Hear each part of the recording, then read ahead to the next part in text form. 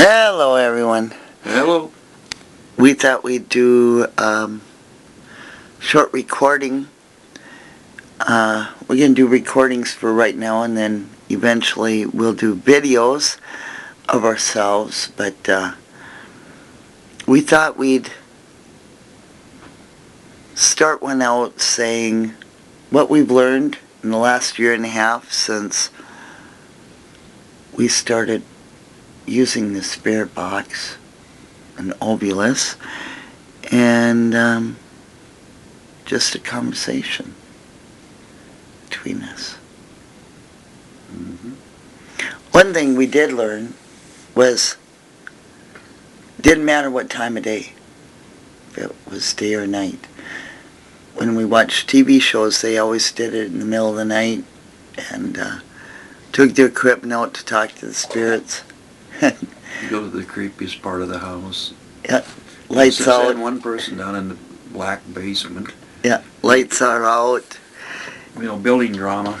Before they turned, they got any spirits. And we found out they come anytime, day or night, turn it on.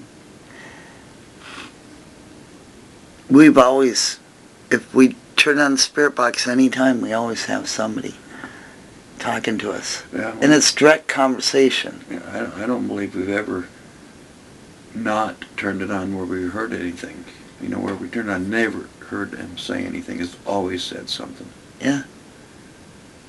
And it's conversation back and forth to us. Yes, when we first started listening to the spirit box, had it playing, and then they would say something, we thought we knew what it was saying, and we would say the word we thought the spirit box said, and then we found out later that sometimes we said it wrong, and that's not what they said when you got it on the computer and the headphones on. So we decided to stop doing it that way. So now we decided that wasn't the right way to do it either. The best way to learn is to say what we think we hear off the bat, and then we'll just get better at it, rather than say we can't learn. We can learn. Right. Because we'd go over to Mother's and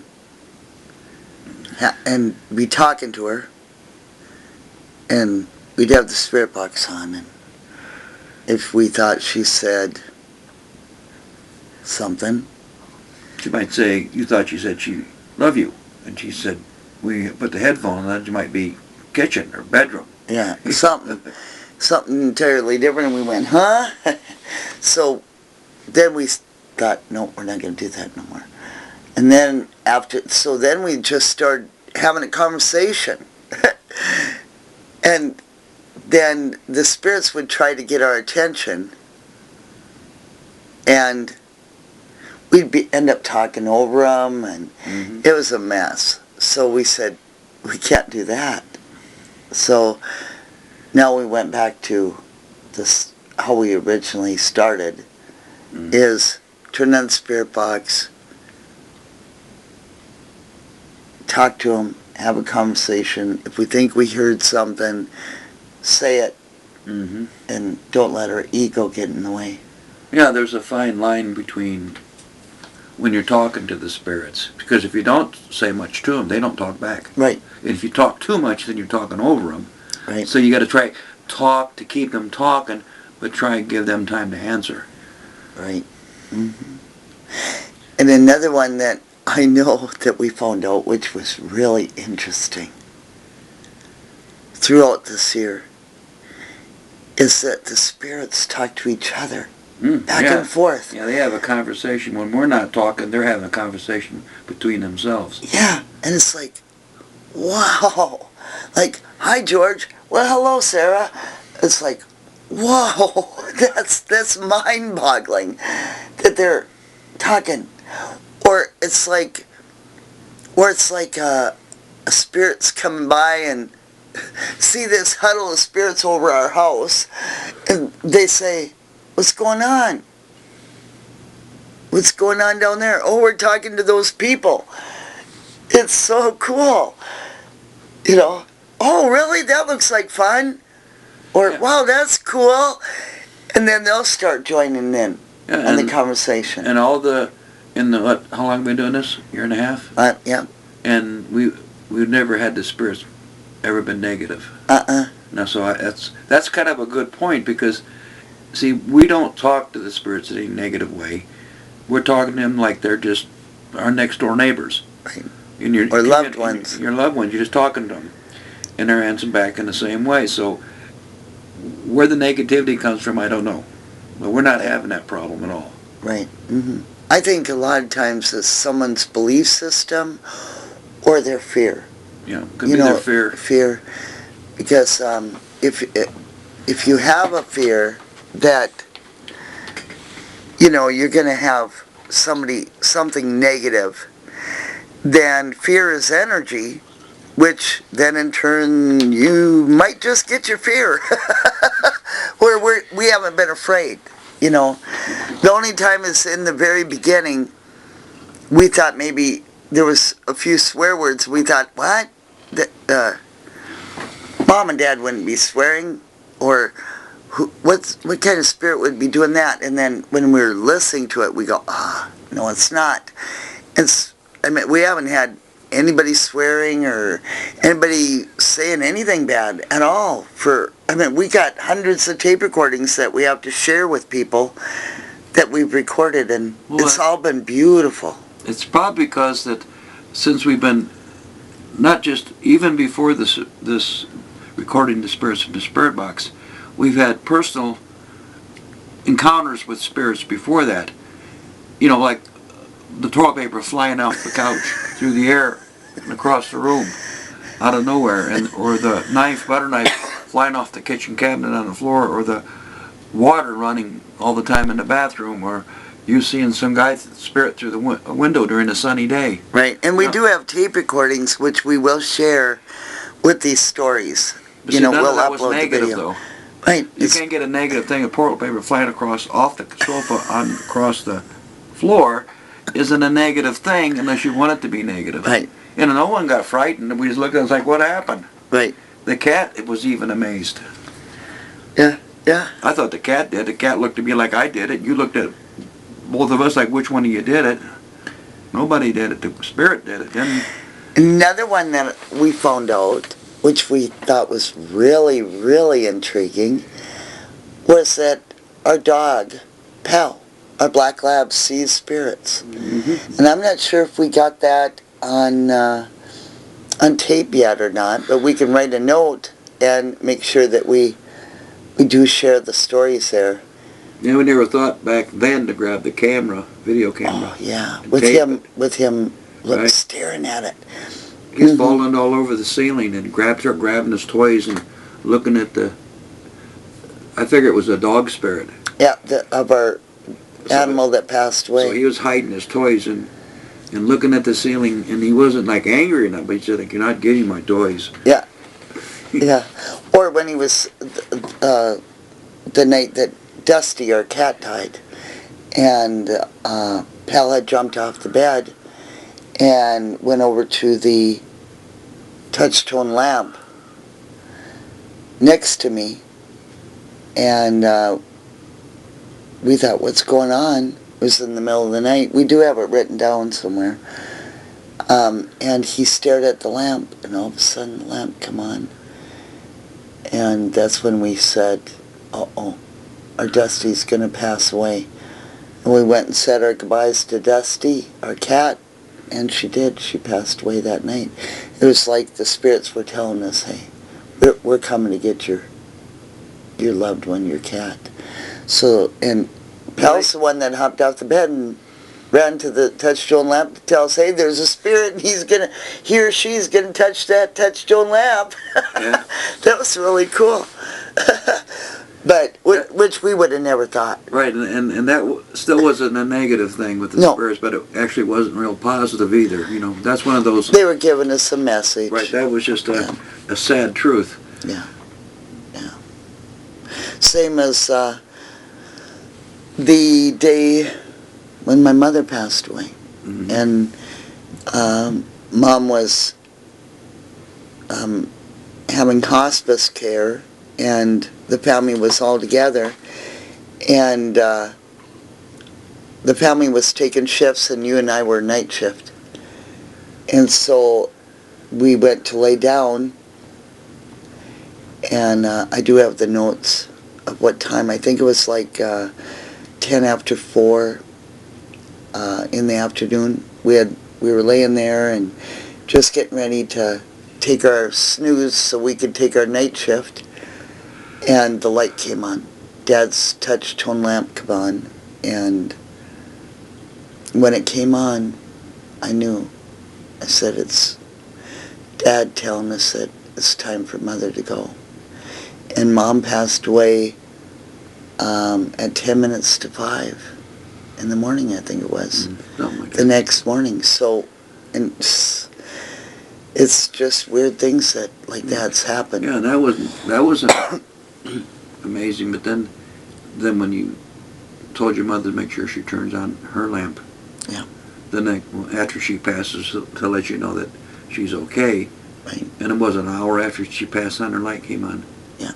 That What we hour- did is, which I did write a blog post about this, but yeah, what I did is, you and I went up to Kmart and got a lamp, and while we were taking care of Mother, we put her hands around the lamp, the bottom of the lamp, and She was still put alive her, at the time. yeah, she was alive, by the way, yeah, and put her energy in the lamp, and I kept telling Mother,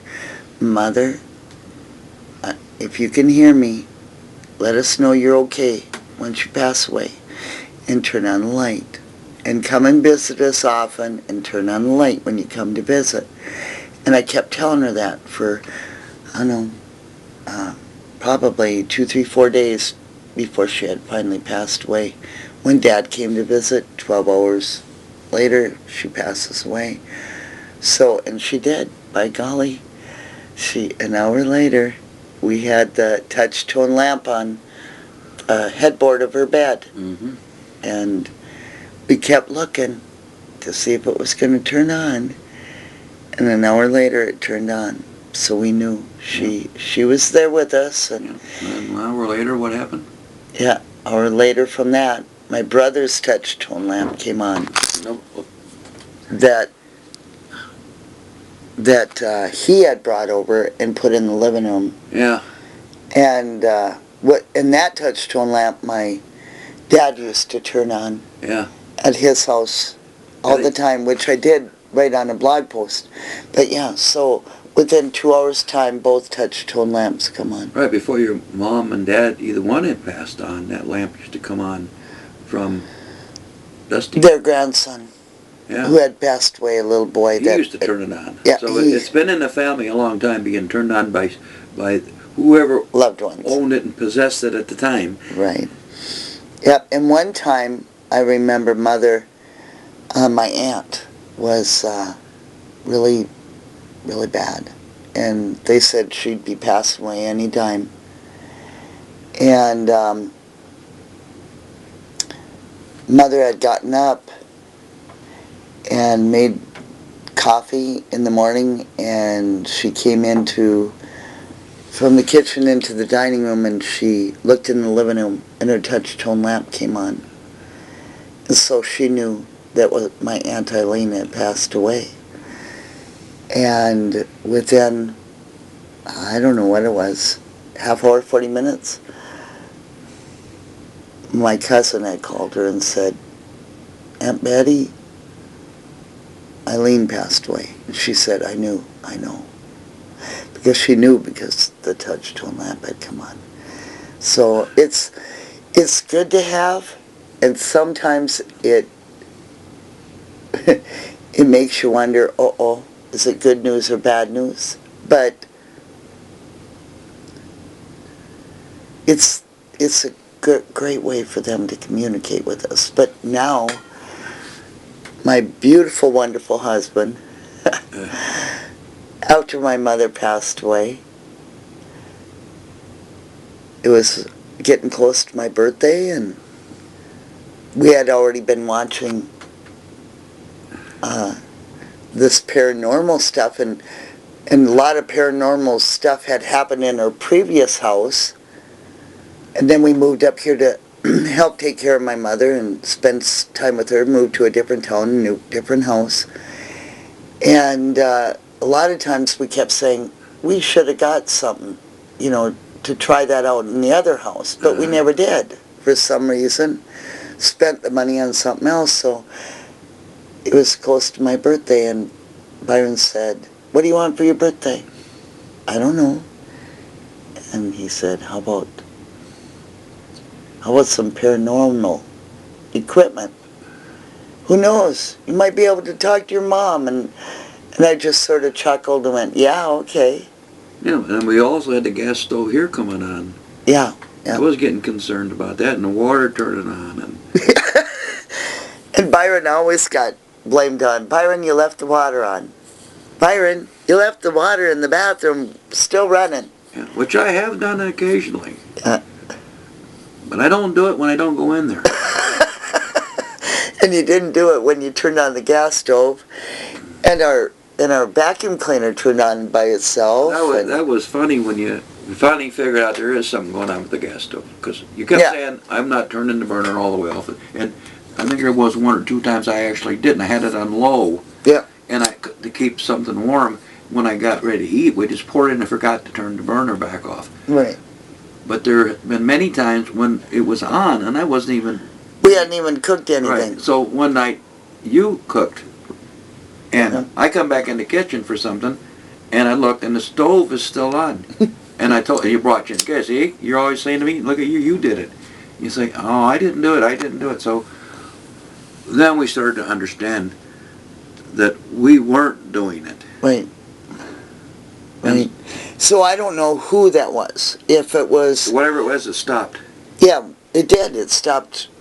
Actually, before Mother even passed away, it had stopped. Yeah. So I don't know if it was two people had passed away in the house that had rented here. So, or at least I know one passed away in the house and one I think at the hospital. So I don't know if it was them or who knows. Yeah, I don't know either. But anyhow, my beautiful husband started searching on the web and found the spirit box. What is it called? A SP... What's that? SB7 or something. Yeah. So he got the spirit box and the EMF meter and the recorder that we're using right now. And... Well, we were pretty green when we first got the spirit box and the recorder. She's in there with the spirit box, using it. Oh, because the light came on. Right, light came on. So you got the spirit box, and it's going, and your mother's talking really good. Yep. And I don't know how to work the recorder. Yeah, no. Then we'd go over your mother's, we'd have the recorder going, but we wouldn't have the spirit box going. We just had the EMF meter, and you're just trying to record your mother talking, and it wasn't doing nothing. It wasn't picking up. Then later on, we'd use the spirit box, but we still wouldn't use the recorder with it. And I could then you think back, so what was we thinking? Yeah, what's going on? And then we finally, one day, it just dawned on us, we should, when we got the spirit box on and they're speaking, record what they're saying. Yeah. So we could go back and listen. Right. See, that's when we were, we were listening. Newbies. Newbies, and we were hearing them. But we would be, that's at your mother's house. Mm-hmm. Then usually it was winter. I remember driving back from your mother's house to our house, which is probably, a mile and a half drive or a mile drive. And all the time, the same spirit, even one time, a couple times, your mother was in the car with us. Yep. As a spirit, talking to us all the way home. We got to the stoplight at 53, and your mother's, well, I gotta go, and she's gone. And then Tony stayed with us the rest of the time. Which we figured Tony must be spirit guide of Byron's, I think. So we even were in the garage, put the car in the garage, and Tony's still talking away on the spirit box. We came into the house. Right. And you were talking to Tony in the kitchen for a long time on the spirit box. And then we shut off the spirit box, And because the dogs were making so much noise. The lady was just going crazy. And so I shut off the spirit box, but the tape recorder was still going. Yeah. And that was the first time we had ever gotten an EVP. Right directly onto the tape recorder without the spirit box. What the spirit said, now that's loud. Yeah. Just like that. They said, now that's loud. That was right. And then lady had been yapping, and the spirit box was not on. Yeah. So we know that you can get spirits to talk. Over the In recorder. fact, you heard them without anything. We're in the kitchen. We're getting ready to eat. And you heard it. I didn't hear it, but you heard a spirit say, oh, they're going to eat now. Yeah.